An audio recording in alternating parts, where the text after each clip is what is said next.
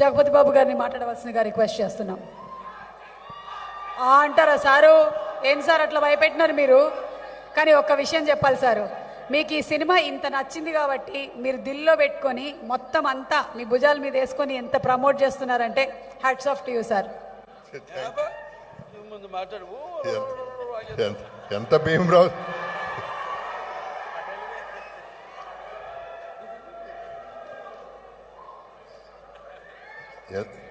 ఎంత భీమరావు దేశ్ముఖ్ అయినా సుమాతో మాట్లాడటం నాకు చాలా భయం.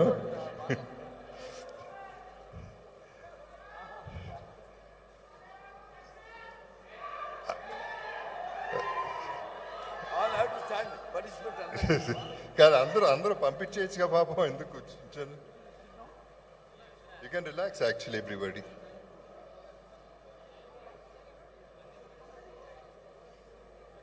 దయచేసి అందరినీ కూర్చోవలసిందిగా రిక్వెస్ట్ చేస్తున్నాము.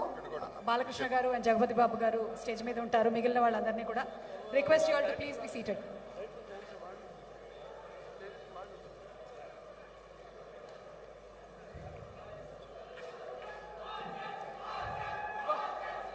Okay. First of all, happy Bakrid, happy evening.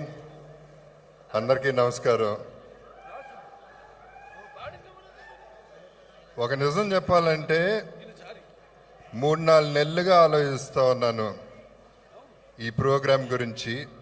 అంటే ఈ సినిమా మీద నమ్మకం అంత ఉంది.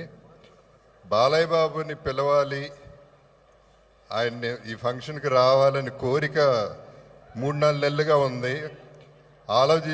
చాలా ఆలోచించాను. ఎందుకంటే నాకు ఆయన డిస్టర్బ్ చేయడం ఇష్టం లేదు.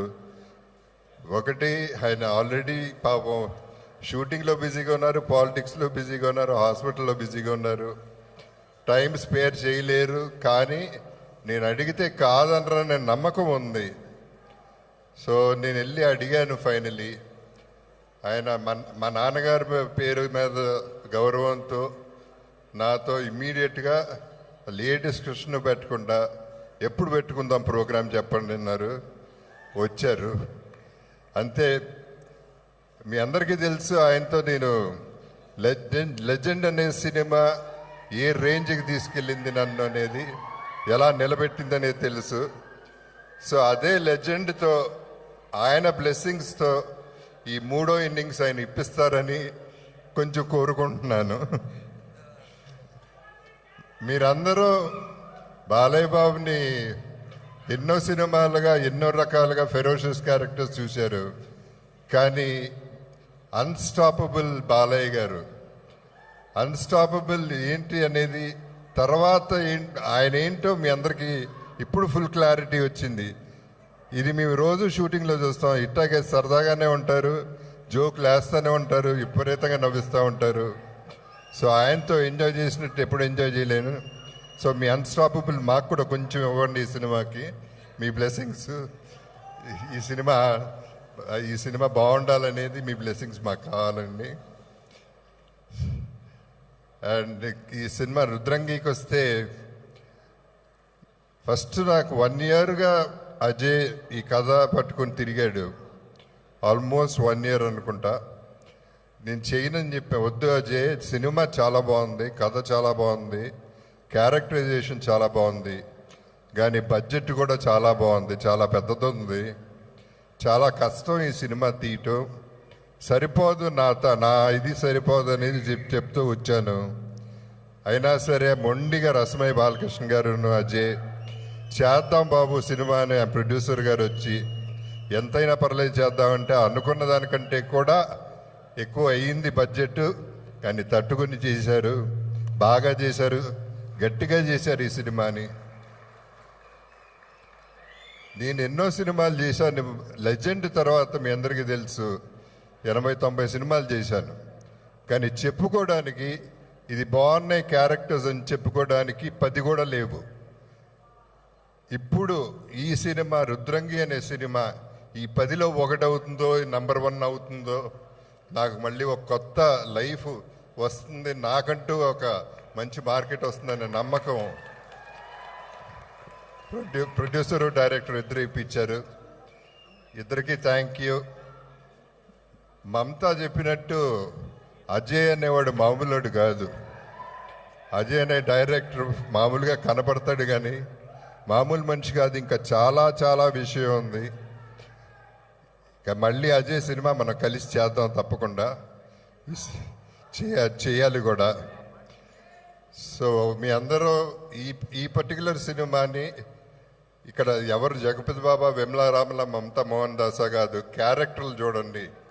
తెలంగాణ సినిమా, తెలంగాణ ప్రేక్షకులందరికీ కూడా మీ అందరికీ కృతజ్ఞతలు చెప్పుకుంటాను.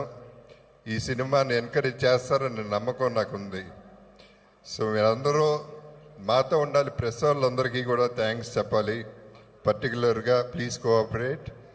అండ్ ఆర్టిస్టులకు వస్తే ఓకే, ఆశిష్, బుజ్జమ్మ అంటారో మరి ఇంకేం అంటారో పేర్లు, దివి, అందరూ, సదానంద్ గారు, సో మెనీ ఆర్టిస్ట్ ఉన్నారు. అందరూ కూడా ప్రాణం పెట్టారు ఈ సినిమాలో. ఒక మాట చెప్పాలండి మీ అందరికీ, ఒక మాట చెప్పాలి. ఇప్పుడు జ్వాలా అబ్బాయి గురించి ఒక మాట చెప్పాలి. మమతా మోహన్ దాస్ పేరు జ్వాలాబాయ్. నిజంగా జ్వాల ఒట్టి సినిమాలో కాదు, జీవితంలో కూడా. అదేంటనేది బాబు చెప్తారు తర్వాత. సో అది ఆమె గురించి. విమలా రామన్ నా ఫ్రెండ్, ఇప్పటి నుంచి కాదు ఎప్పటి నుంచో. వీళ్ళందరితో కలిసి రుద్రంగి షూటింగ్ కంటే ఎక్సైట్మెంట్తో వచ్చి ఈ సినిమా కంప్లీట్ చేశాం. సో ఫైనల్గా అందరూ వెయిటింగ్ కాబట్టి ఐ ఫినిష్ ఇట్.